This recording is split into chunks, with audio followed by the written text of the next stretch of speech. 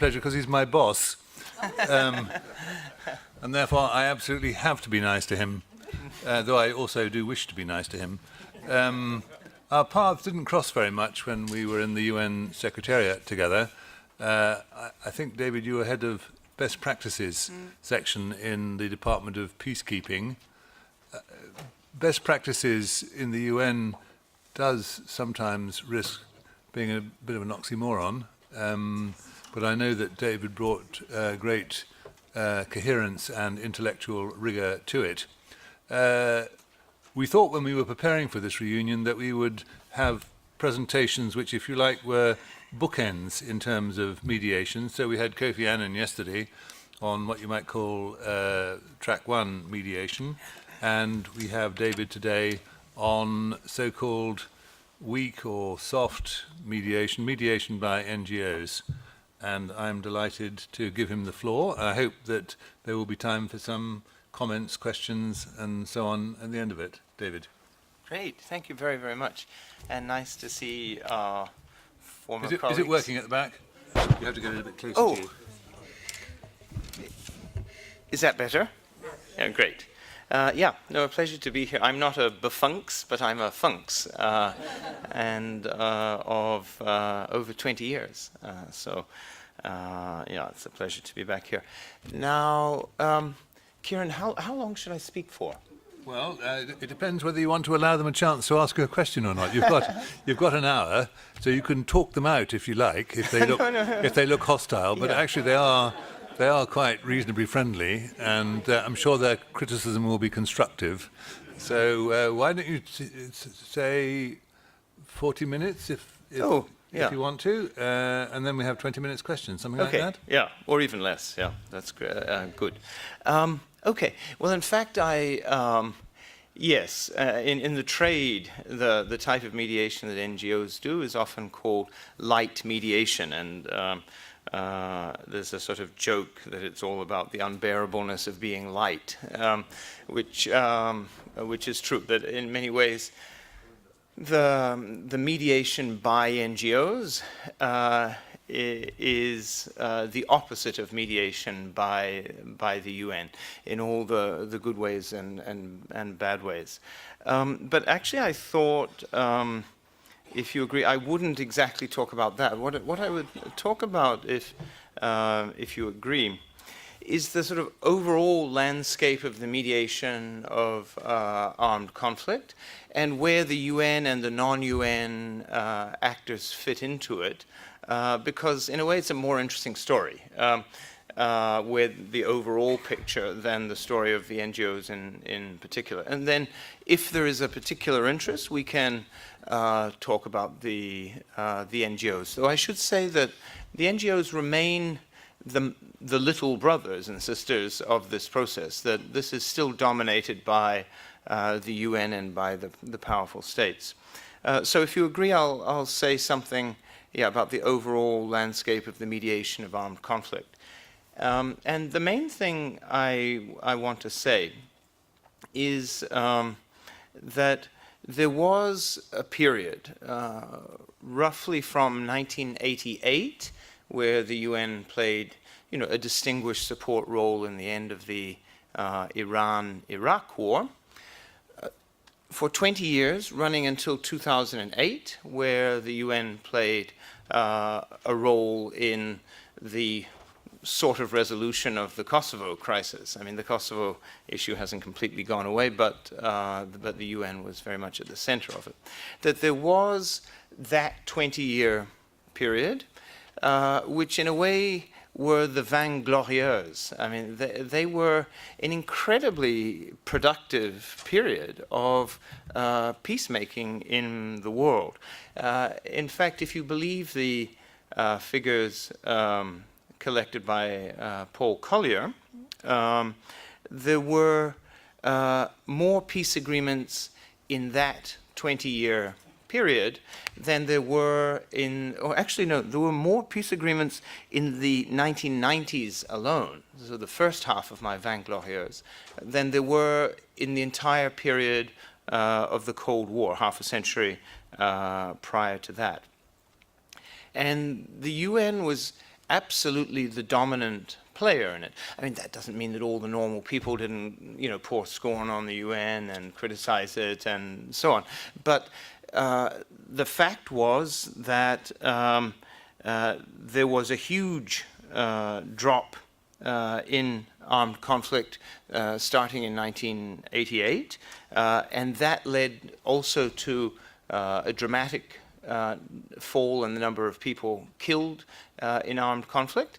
And if you believe Steven Pinker, which I think most people do now, it's actually the lowest level of death in armed conflict since human history began. I mean, that's of course calculated as a ratio to the total population, but the deaths in violent conflict per 100,000 people fell to their absolute lowest level ever in the 1990s. I mean, you can validly ask a lot of questions about how we know ratios of deaths sort of 6,000 years ago in Africa. And there are large books written on that subject. But just to say that from where we do have reasonable records, which is the Roman Empire and the Chinese Han Empire of the first couple of centuries BC, there is no doubt that the 1990s, almost in absolute terms too, became the most peaceable time in human history. I think for most of the 1990s, about 30,000 people a year were killed directly in armed conflict. So there were these 20 years. It began actually in the last years of Paris de Quer, and included not just Iran, Iraq that I mentioned, but also Namibia. Then, in a quick rush, there was Lebanon, the Taif Accord, Lakhdar Brahimi in 1989. There was Cambodia, the Paris Accords, 1990 and 1991. And then Boutros Ghali came onto the scene, and there were a series of others. El Salvador, Mozambique, Angola.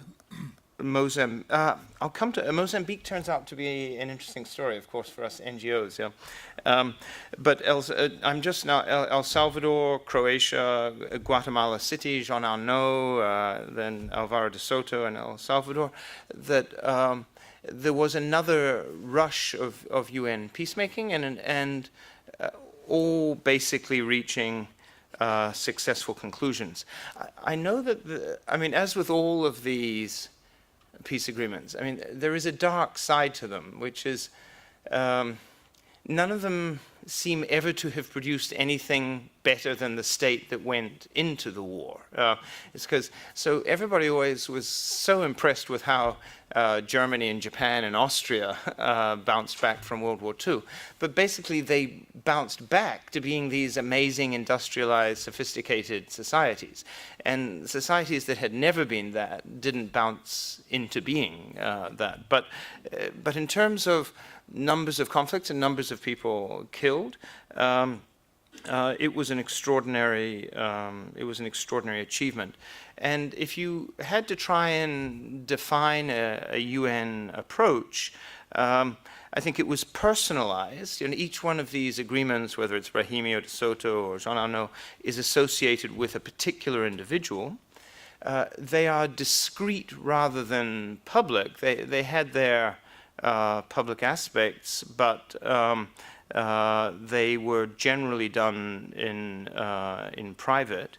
The UN played a neutral, or at least tried to play a neutral or politically independent role. Sometimes even painfully so. I've just been reading through the records of Jean Arnaud's work in Guatemala.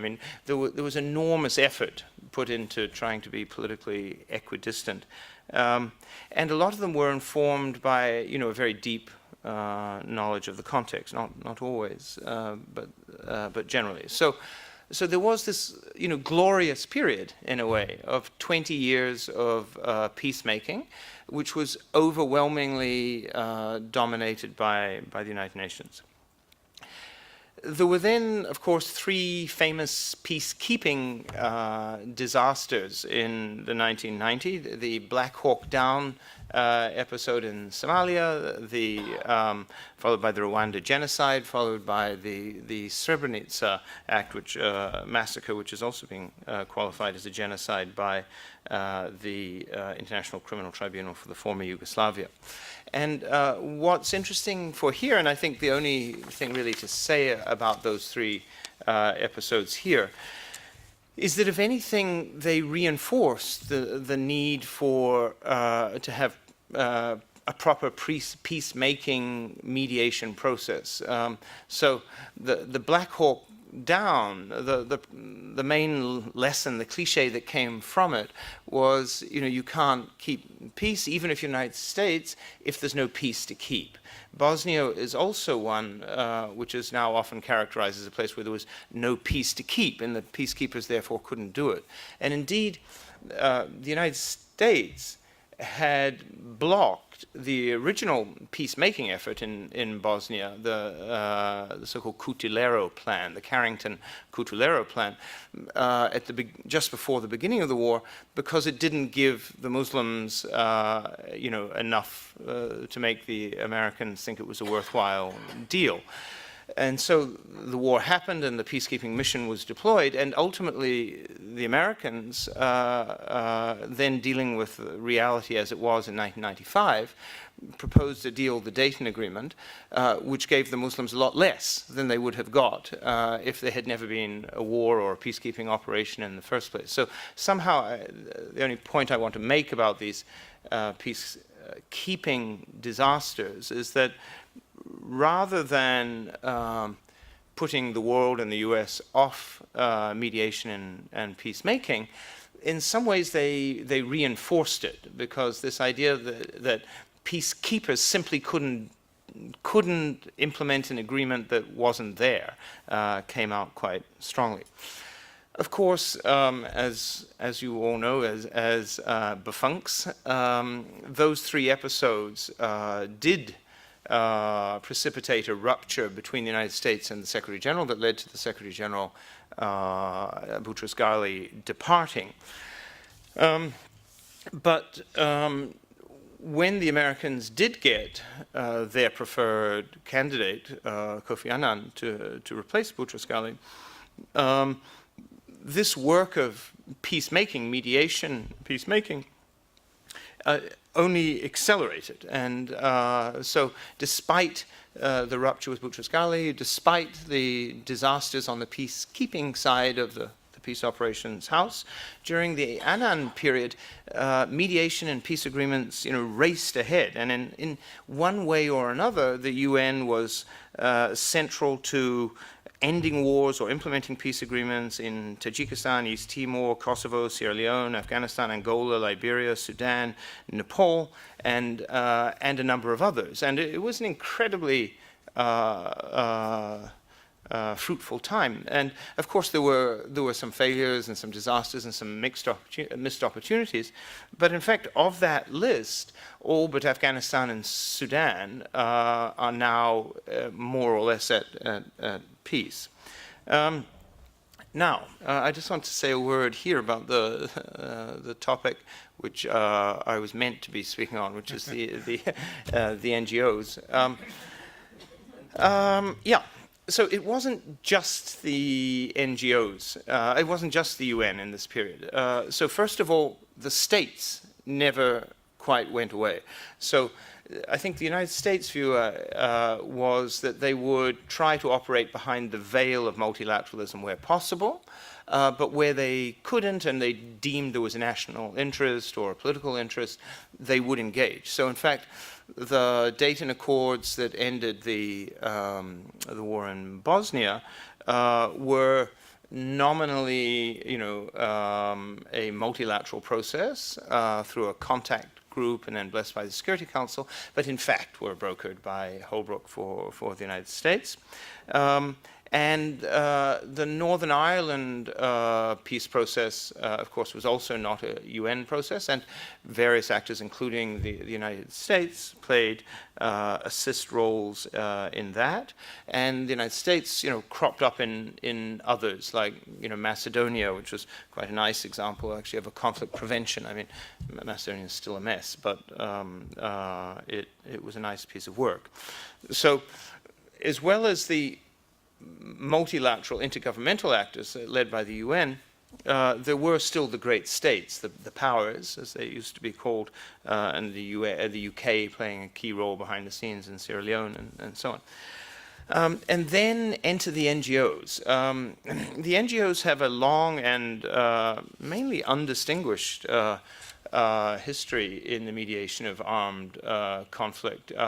There was an absolutely farcical attempt by a Swedish non-governmental operator to try and Dalarus to try and stop the British entry into World War II in July of 1939, which is quite indicative of the chaos that NGOs can create in this field. But in this fruitful period, they played an honorable role. So Kieran mentioned Mozambique. Mozambique, the Rome Accord, was brokered by the community of Sant'Egidio and the government of Italy. The government of Italy has somewhat been airbrushed out of the story. In fact, they were more or less equal partners, but the community of Sant'Egidio, which is, for those of you who don't know, it's a lay community within the Catholic Church, which was given a beautiful 17th century, not very used church in the Trastevere as their headquarters, and was used to great effect by Mario Zuppi, now Archbishop of Bologna, yeah, and by Riccardi, its founder, as a base for trying to do peace mediation. And Mozambique, they had really a stunning success. Well, if there's any interest, we can come into what made it successful, but it was successful. And then the little organization that both Kieran and I are now affiliated with, the Center for Humanitarian Dialogue, HD, also mediated the cessation of hostilities, which is the first peace agreement in Indonesia between Indonesia and its rebels in Aceh. And actually, I was at the other end of Indonesia. I was in Timor when HD was doing this, and there was a lot of interest in comparing and contrasting what the UN and the NGOs were up to. And they made the cessation of hostilities agreement in 2002 that had its ups and downs, and then went to a bigger agreement, the Helsinki Accord with Ahtisaari. That was yet another NGO, the Crisis Management Initiative. And then that peace process has gone through several more phases with several other actors. But the role of the NGOs in establishing contact with parties while they officially can't be seen to be in contact with anybody else or with the enemy, and in getting to a first agreement and launching a process, seem to be fairly well established. It all sort of began to go wrong in 2007. Putin now famously spoke to the Munich Security Conference and denounced not only United States unipolarism, but a whole lot of sham multilateralism that took place in the penumbra of U.S. power. And it showed actually in a case that I was working on, which was Kosovo. After I did best practice, I went to be Europe director at DPKO, and the main issue was Kosovo. Ahtisaari came into my office and with the package he had negotiated and said, "Okay, we're ready to go to the council. And said this to my boss, Hedi Anabi, as he was but I was taking notes, that I think we'll get 13 positive votes in the Security Council, no vetoes, from any of the permanent five, and I think we'll probably get abstentions from Russia and China. And I know Sergei. Sergei is my friend of Lavrov, and I think it'll be okay. It then went to an indicative vote in the Security Council, and half of the Security Council, 7 of its members, indicated they would vote against. Russia and China would veto, and all of the other major non-permanent powers, South Africa, India, on the Security Council, said they would vote against. So something had changed quite dramatically. These peace agreements, mediated, facilitated, proposed in the shadow of American power, and then blessed by the United Nations, it was all over. That was the last one. The Secretary General Ban Ki-moon, who I guess is not going to be sort of remembered as the Hammarskjöld of our time, is in fact played quite a good role in getting the UN. I was quite close in on that one, in getting the UN out of that hole. I mean, in fact, I think Mr. Putin had told him, I mean, I know he did because I was in the meeting, that he wouldn't support him for another term as Secretary General unless he found a way there that could be supported by Belgrade. So the Ahtisaari plan was never approved by Belgrade. It's not totally resolved, but they found a modus vivendi known as status neutrality in the Security Council that led to an enabling presidential statement and to the end of the UN administration of Kosovo. But it was somehow the sunset. It looked nice, but it was the end. That was the end of peacemaking. Now, since 2008, so that's a long decade, the UN has been involved in peacemaking processes, but none of them have succeeded. South Sudan became independent in 2011 on the basis of the Naivasha agreement, but that had been made 5 years before, and anyway, it's not really anything to toot your horn about. I mean, South Sudan is a horrible mess. And Darfur agreement was made in the same year, and it's also not been a glorious success. The UN is involved in several other very high-profile ones, Libya, Yemen, Syria. Those conflicts have all been going now for the better part of a decade. And, I mean, although, you know, hope springs eternal, you would have to say that all of them 6 or 7 years in are failures. What peacemaking successes there have been associated with the non-UN actors. So either they are the other multilateral fora. The OSCE mediated the 2 agreements in Ukraine, I mean, which are not great, but are better than nothing. Norway and Cuba facilitated the process in Colombia.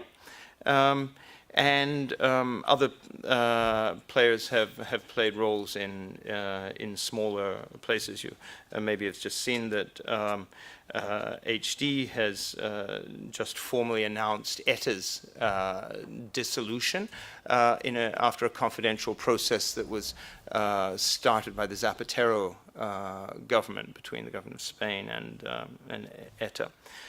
So the reason I end up wanting to speak about the overall picture of peacemaking is just to say that the whole thing has gone through a dramatic shift from not doing much prior to '88, fantastically successful until 2008, and then again almost nothing after it. Though the interesting little footnote on the non-UN players is the non-UN players are minor players, but unlike the UN, they haven't plunged since 2008. They've roughly kept along at their own little pace.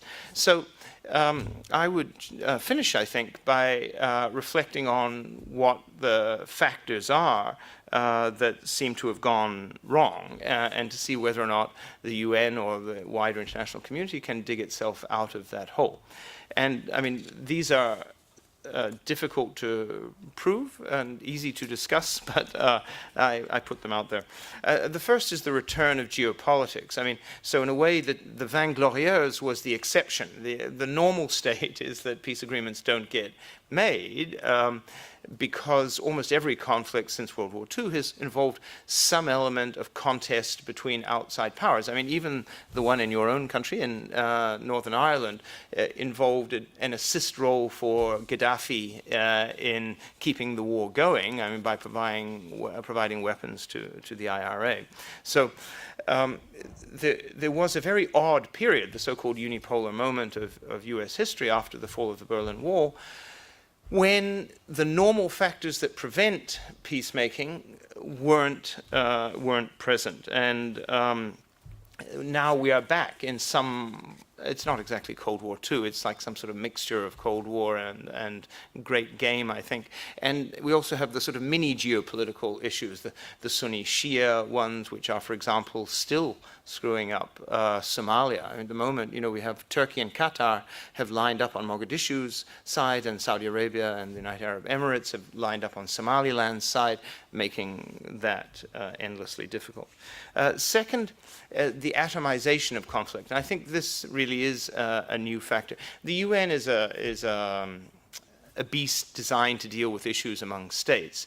And the extreme atomization of conflict enabled by Twitter and Facebook and so on since 2011 is producing these rebellions that don't really have organization, don't really have dogma, often don't have leadership, but are able to get weapons and are able to mobilize. The third factor, I think, is the spread of conflict across borders. I mean, conflicts have often spread across borders, but during the Cold War, the overwhelming majority of conflicts were proxy conflicts of some sort. If you're Somalia fighting Ethiopia, you're either getting weapons from the Soviet Union or the US, or the other way around, or both, or something. Whereas now, almost all conflicts you have to fund yourself. And the funding mechanism is almost always trafficking of something. It can be people or weapons or drugs, usually some combination of all of that. But one of the effects of the sort of commercialization of war is a sort of I would call dark globalization, which is that the conflicts have become links in global value chains. So even when you squash a conflict in Mali, it can displace next door because the trafficking routes can change and the grievances change. So there are a number of structural factors that make it very hard for anybody to make peace.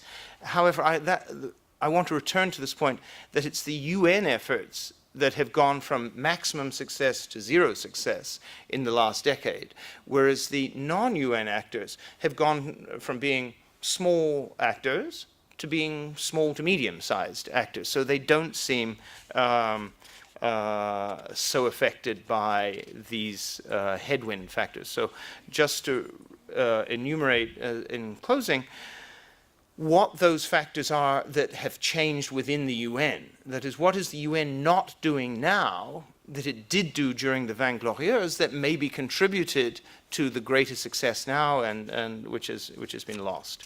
Kieran will correct me if I'm idealizing, which I probably am, or exaggerating. The first is this struggle for political independence. I mean, if you go back and look at the pains that the UN went to in Iran and Iraq and earlier, and compare it with the Ahtisaari mediation, UN mediation became a farce. You know, when Ahtisaari went out there, the 5 permanent members of the Security Council delivered what were called private messages to the protagonists, telling them what the outcome of the mediation would be. Well, I mean, a more perfect example of bad faith really couldn't have been constructed. And they were told quite precisely what the outcome would be. And the second is openness. The UN, it always had struggled with, would it speak to the Khmer Rouge or would it not? But basically the UN position was you should try to speak to people. Whereas by the mid-2000s, an essential part of the UN story was who you would not speak to. You know, so what's his name, Brahimi, who had made a big effort to speak to everybody in the Taif process, was actively discouraged from speaking to the Taliban at Bonn. Alvaro de Soto, who had made a big effort to bring in the fringe groups around the two big groups in El Salvador, was then instructed by the Secretary General, which I think he then leaked, not to speak to Hamas. He said, but how can you possibly have a peace process in the Middle East if you're not going to speak to one of the major protagonists? I think he resigned over that, or at least had a major unhappiness. So the second is this sort of habit which has become ingrained of expressing the displeasure of one or more members of the Security Council by just not speaking to people, which basically wrecks mediation. A third is discretion. The early processes, going right back to Hammarskjöld's so-called Peking initiative, the 2 trips to Beijing in 54 and 55, the UN used to be able to operate with a degree of discretion, and then it really couldn't. And then finally, agility. I mean, one is struck as you go back over the records with De Soto and Jean Arnaud and Brahimi, of how much they were able to adapt their processes according to the changing political circumstances.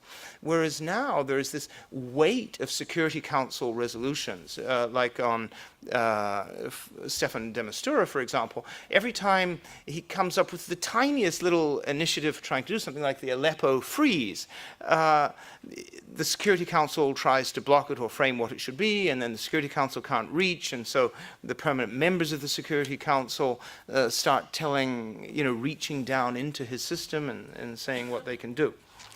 So, and by contrast with this, some of the non-UN actors have managed to keep a degree of neutrality. They have focused a lot on speaking to all actors. I mean, that ETA thing that we did last week, it was my predecessor, Martin Griffiths, saying you just have to reach out to the unacceptable, players, otherwise, if you want a negotiated outcome at all. The non-governmental actors are also still able just to do things fairly discreetly. I mean, we live in an age of media attention and easy surveillance, but at least they don't issue press releases, every time they meet and so on. So what's my point at the end of all that? My point is just to say there was an absolutely historic moment, which many of you lived through at the UN, and we did, and I did both before and after, which was fantastic. And it's been lost, and it will probably never be regained. I mean, it's not that there aren't wars to fix, by the way. There are about the same amount of wars starting as there always were. So this is not a question of the UN having done such a good job that there's no more job to do.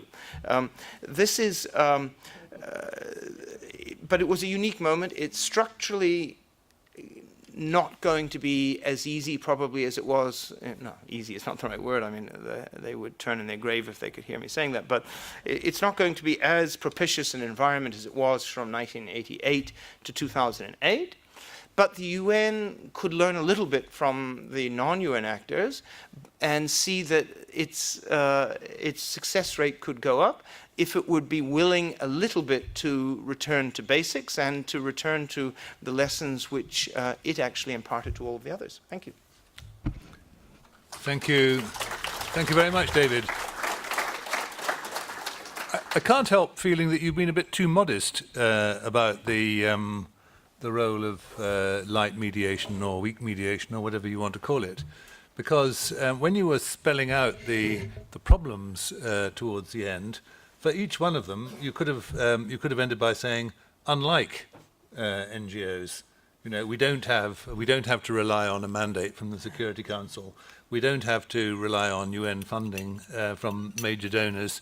We don't have to listen to what important states have to do. We don't have constraints on who we talk to. You complain about lack of agility. Whereas, I mean, in fact, I would have thought one of the major selling points for light mediation is that very agility. So in a way, it's like you've undersold the other side of the coin, which is that we can do things for which we need, of course, political space. And my impression, and maybe you could say a tiny bit more about it, is that very often on these big pictures we don't have the political space or the capacity or the power to deal with the with the basic issue, but there are very important niches that you can fit into. Now I know quite a lot of those are confidential, but there must be one or two examples you could give of areas where there were niches that we filled, almost like the Heineken beer, reaching parts that the Security Council or the Department of Peacekeeping can't reach. Right. Yes, the Heineken beer of peacemaking. No, that's right. And I'm glad you said it, not me. I just didn't want to be, you invite somebody from an NGO and they promote exactly what they do. So I didn't want to be too far. But yes, I was hoping that was the subtext in a way. So there are now clearly certain things that the NGOs can do that the UN can't do. The UN list of people you won't speak to is now so incredibly long. The UN only barely speaks to the government of Syria. It doesn't speak at all to the Kurds. So 90% of Syria is controlled either by the government of Syria or by the Kurds. And the United Nations barely speaks to the government and doesn't speak to the Kurds. So who does it speak to? And the short answer is it doesn't really speak to anybody. No, it speaks to a lot of people, but doesn't speak to anybody who can actually resolve the conflict. So whereas the non-governmental actors can. And similarly, the quartet, bless it, in Israel-Palestine, decided after the elections in 2007, right, that they were not going to speak to Hamas. Then the government of Spain at some point decided that it was not going to speak to ETA. Whereas all these things NGOs can and do discreetly, though sometimes at their legal peril. I should say that on the Spain process, I don't know if any of you read the Asterix series of cartoons for kids, but there's one where they go to Spain, and for some reason they have to babysit for a little Spanish kid, Pepe. And the kid is quite petulant, and whenever he's unhappy, he announces that he's going to just hold his breath, stop talking and hold his breath until he goes bright red. And one of our Spanish government interlocutors said, that's become the default diplomatic strategy of the government of Spain. And has infected the world more widely. So I think HD, there are 6 or 7 organizations like there's the community of Sant'Egidio, there's us, there's Artisari's CMI, there's Intermediate in Britain with Jonathan Powell from Tony Blair's office, there are 6 or 7 actors, Carter Center in this space. And in that space, HD fills one of the niches particularly, which is we go first contact to first agreement or to almost first agreement. And I think there is, in almost every conflict now, there is a point where the sides say, I can't speak to the other side. I've promised I won't. I've said they're terrorists. I've demonized them or whatever. I've said they're the capitalist demon or the godless demon. And yet they've reached what I sort of sometimes call an oh shit moment, where you realize actually by purely military means you're not going to prevail. And so you need to establish some sort of channel. Turns out that the British and the IRA actually had it going almost back to according to Jonathan Powell, they had through the military and through intelligence some contact, but going back to the 70s. But in all these conflicts, it turns out that you can't get it going, including Korea right now, unless you have some pre-existing channel. So HD focuses on that. And in a relatively crowded space of mediation, given how much the UN and others have sort of tied their own hands, that space is relatively open. If you are willing to act with the actors who are excluded from most processes, but who are required to reach a peace agreement, there are quite large niches still available, which, if not filled, will ensure that no peace agreement is ever reached. Thank you. I was quite amused what you said about Matteo Zuppi becoming the bishop or the Archbishop of Bologna. Because when I was in the UN Secretariat, I went to talk to the Cardinal Archbishop, who was the head of the basically the foreign minister of the Vatican. And he spoke quite passionately about what an irritant Matteo Zuppi and Sant'Egidio were, because obviously they were cutting across what the Vatican thought was its own preserve, and why couldn't they deal with all the many poor people in Italy? So what they've done, evidently, is find the classic way of dealing with someone, which is to kick him upstairs and turn him from the head of an NGO into a bishop or an archbishop. Now, let's open the floor. I think, Richard, you were the first. There will be others. Edward after Richard. Do you want to take them in groups, or do you want to answer one at a time? Well, let's decide, depending on the question. If they're just denunciations, we'll go on. So. Can I go ahead? Yeah, no, Can everybody? no, just hold the microphone. The technician will And would switch you it each on. like to say who you are? Can you hear me now? No. Oh, can you hear me now? Just shout. Okay, like that? Yeah. There is a saying that old men. That's good. There's a saying that old men. What's happening? Who are you? Say your name. Oh, right, yes. Sorry. Richard Harrison is what my badge says I am. There is a saying that old men, tempted perhaps by catastrophism and conspiracy theory, see the world going down with them. I assure you that I'm not a grumpy old man and that I'm a moderate optimist.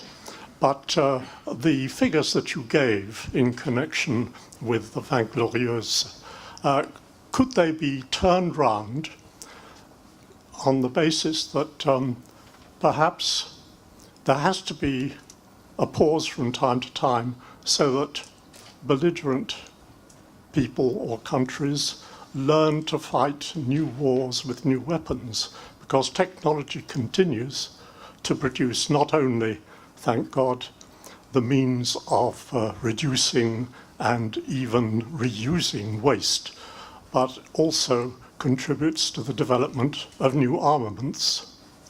And that's a question I'd like to ask you about the ability of the UN or any other organization to limit the production of arms.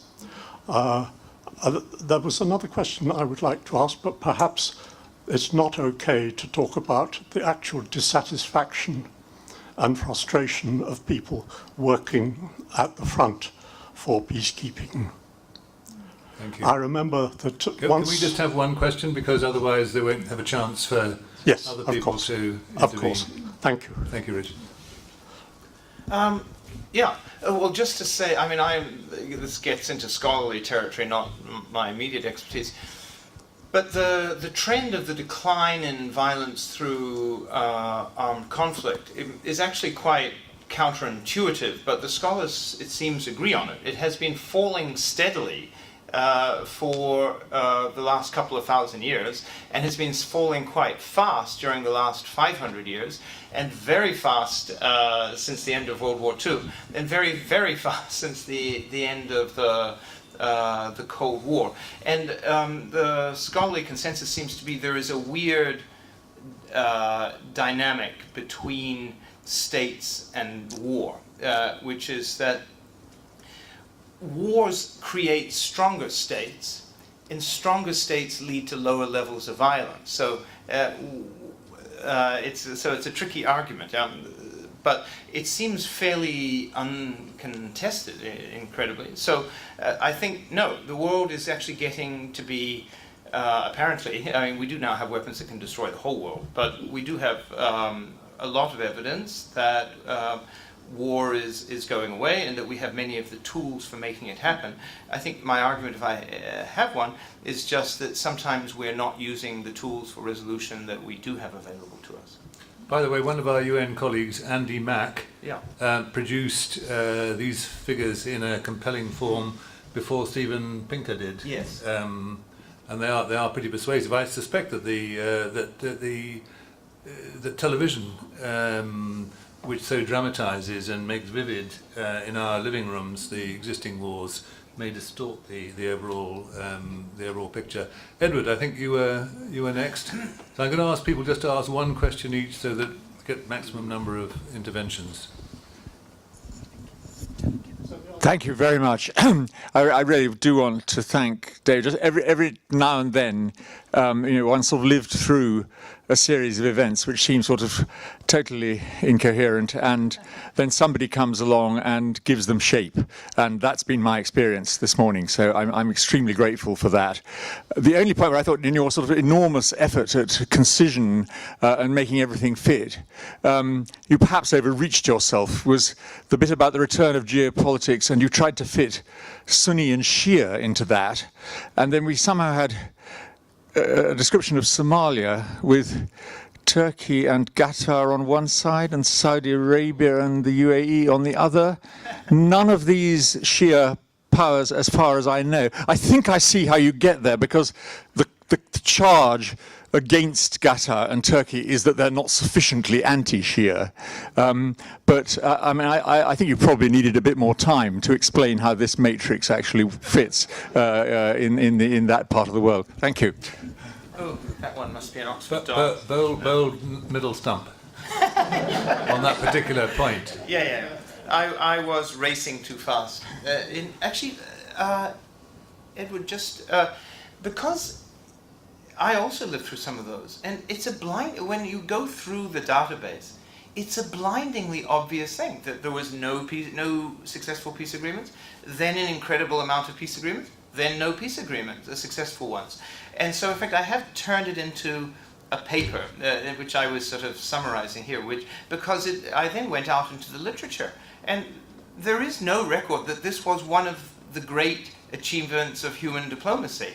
There's no acknowledgement that this even happened. I mean, there's no argument to say nobody's arguing against it, but it's one of those things just hasn't been noticed. As yes, in the version of the paper, yes, what it refers to is geopolitical issues and mini geopolitical issues, and you're absolutely right. So there are Sunni Shia issues, and then there are a series of intra-Sunni geopolitical issues. There's political Islam versus the autocracies, and then there are spin-offs of the what's almost like a family dispute, Saudi Arabia, Qatar, which enabled to bring them in. So you're right.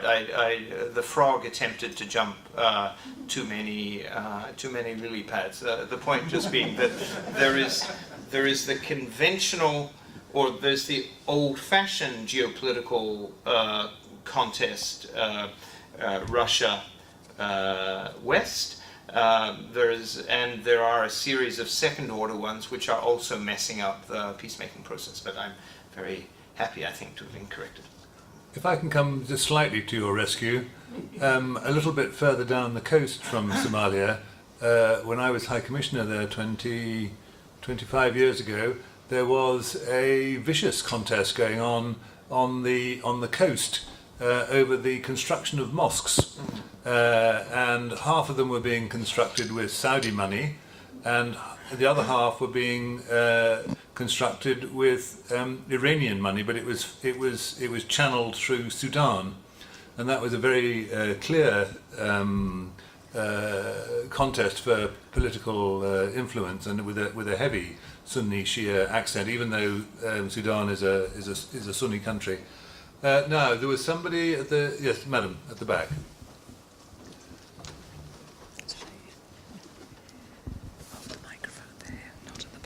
Okay.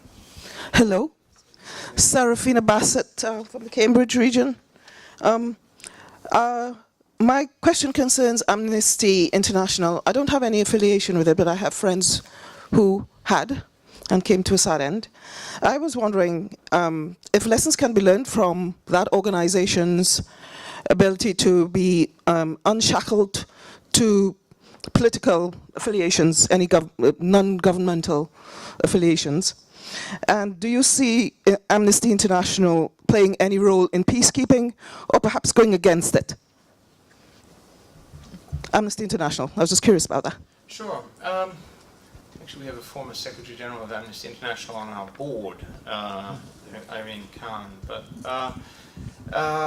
I think the problem that Amnesty International, but if one can say it, a whole range of Western humanitarian actions and normative actions are confronting is that what was seen during the period of absolute Western dominance as Western generated but universal, certain values, certain humanitarian standards, certain normative standards, certain human rights, are now pushed back upon by the Russias and the Chinas and the Turkeys and others as essentially a Western project. And so the Islamist discourse around international humanitarian law, for example, is that, that's just when the West ran the world because of its colonial empires. They were able to ram the stuff down our throats.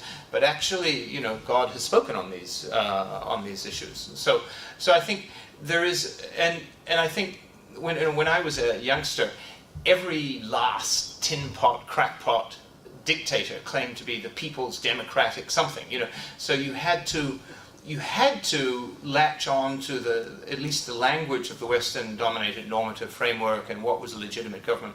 And Amnesty International was part of that. And Amnesty International suffers a little bit from being categorized as a Western project. I mean, as it's so I don't think that it all negates it. I think it's a good thing. There's also but I think it raises complex issues. The other issue of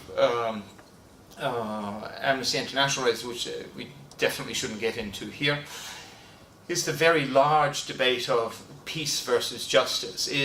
Do you need to have a reckoning of justice issues without which you can't have a durable peace, or do you need to stop the killing and then in own good time decide what needs to be done about that? I have quite strong views on that on one side of the debate, but to want to keep this short, I'm not going to say which side it's on. You can probably guess, but it's a good and provocative question, but I'm just avoiding it. We've got time for two more. One is at the back there, and then Annie.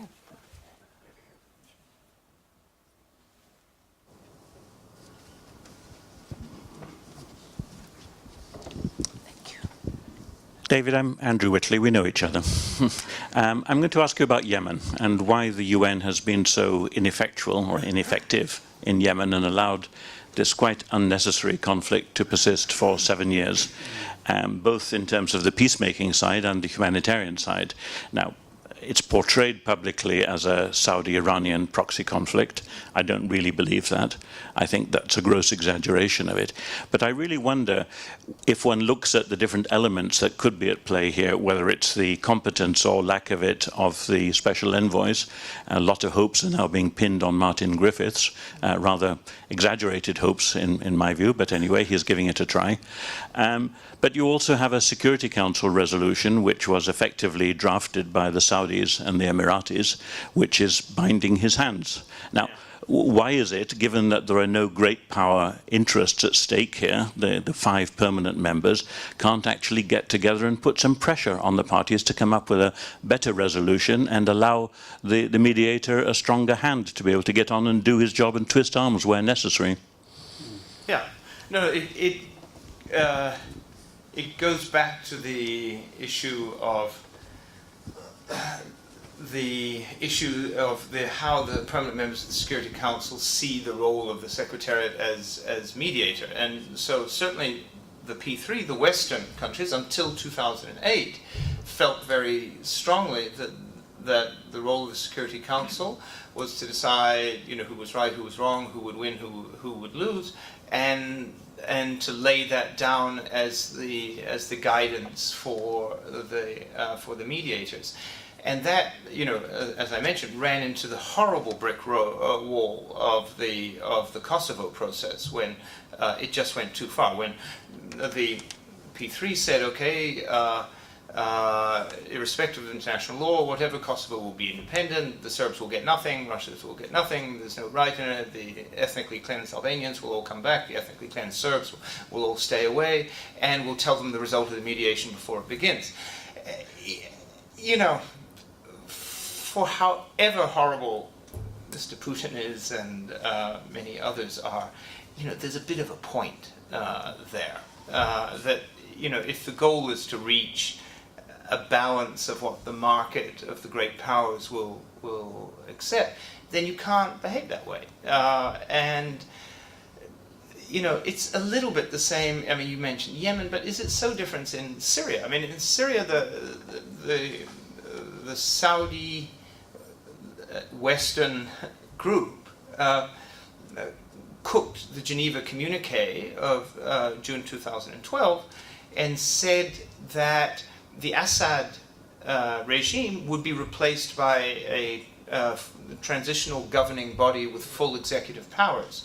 There was only one slight problem with everybody agreeing and applauding that, which is nobody asked Assad or any representative of the Syrian government what they thought of that. And they said, no, screw you, I have no interest in that. At that point, less than 10,000 people have been killed. 400,000 people have been killed in Syria now, or we don't know the exact number, but hundreds of thousands have been killed, essentially for the same reason, which is that the idea that there is an independent mediator trying to see whether there is a point of balance, right or wrong, between the major protagonists, and to help them fashion an accord that will lead to less violence, is no longer a guiding principle. And Yemen, as you say, is another tragic example of it. And it's great to see. I don't think it's failed because of the inadequacy of the UN mediator, but I mean, the limit to what you can achieve if the powers involved won't let you. I think Martin is a very skilled diplomat, and he's pushy. I've worked with him, and he's pushy. So if there's something to be pushed, he'll push it. And before him, I knew Jamal Ben Omar very well. And if you remember, Jamal Ben Omar was removed as a result of Saudi pressure. Right. Now, if you have a Secretary General who's going to, bow the knee when the Saudis pout, there's obviously a limit to what you're going to be able to achieve in the Yemen. Now, last question, or last point, or last criticism from Annie in the front row. Do I have to press now? Annie Keane. Just wondered, there's a new weapon, which is hacking. How do you deal with this, or do you get involved with this, especially when it's denied? As we found out with the new website, we had a lot of Russian people trying to enter our own website. I don't know what they were hoping to get from that, but, how do you live with that? So this isn't the real Barfunks, this is a troll version of Barfunks. Cyber warfare, more generally, is a super interesting area for mediators, because at the moment it is the Wild West, which is they are probing for rules of the road, So Russia and China and the United States and Iran and Israel and North Korea are seeing what they can get away with, what can be outsourced to private companies, what is attributable to them and what is not. To the extent that there is any rules of the road, it's purely, any sort of framework, it's purely tit for tat. Whether anything can be mediated depends entirely on the attribution issue. If you can't attribute a particular attack to a particular actor, then any normative framework only benefits the good guys, only limits the good guys and gives the perpetrators free rein. And so that would not be an appropriate or effective area for mediation. But in fact, and the technology evolves very fast. In fact, most major cyber attacks now are attributable. They're not immediately attributable, but usually a consensus does emerge as to where the attack came from, which does seem to open up the possibility that some rules of the road could be established by mediation. We are going to have we are having a look at it, and we're in partnership with a couple of others. But I think that I would be cautiously optimistic. I think that some very basic rules of the road will lead to a slight reduction in the Wild West context that we are living through right now, but I wouldn't expect a major eruption of good behavior by any of those with the potential.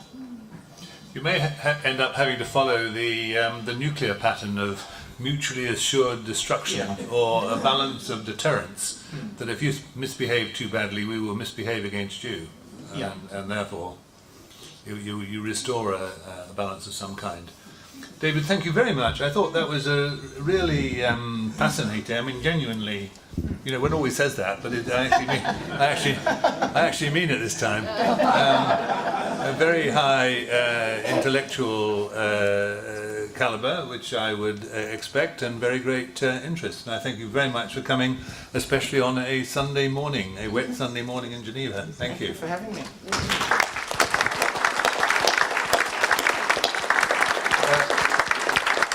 We now have a tea or coffee break for half an hour, and then we get on to the really interesting stuff, which is taxation of our pensions.